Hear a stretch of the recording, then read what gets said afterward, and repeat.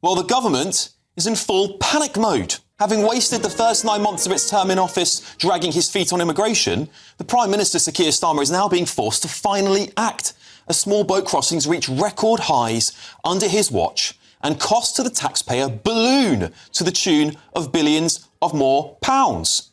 So what's the latest act in this never-ending saga? Well, today the Prime Minister is in Albania, warming up so-called return hubs for illegal migrants. This is his latest attempt to appear tough on immigration, but obviously not act it. The plan is to send failed asylum seekers to these return hubs in third countries while they await deportation. Take note of the use of the Prime Minister's new favourite phrase, people who shouldn't be here, because it highlights the glaring flaw in his plan to stop the small boats. If someone has failed their asylum claim, that means they've already crossed the channel, have been put up in the infamous asylum hotels sprawling across the country and waited months for their claim to be reviewed.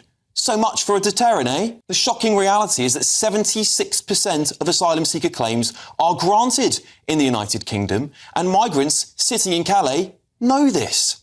Any betting man would take those odds and cross the channel, wouldn't they?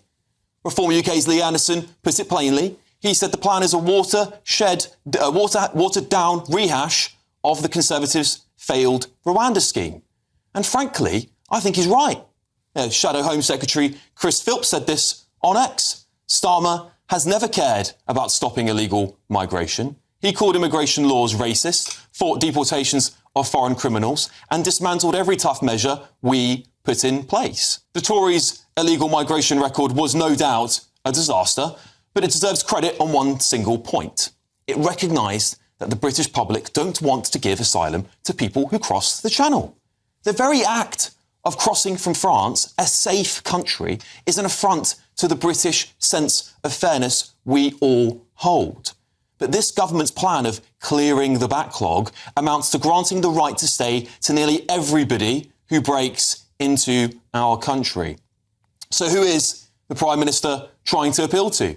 These policies are dead on arrival. They do not solve the underlying issues with our immigration system, nor do they please his left wing, nor go far enough to win over those people who simply don't believe a word he says on immigration.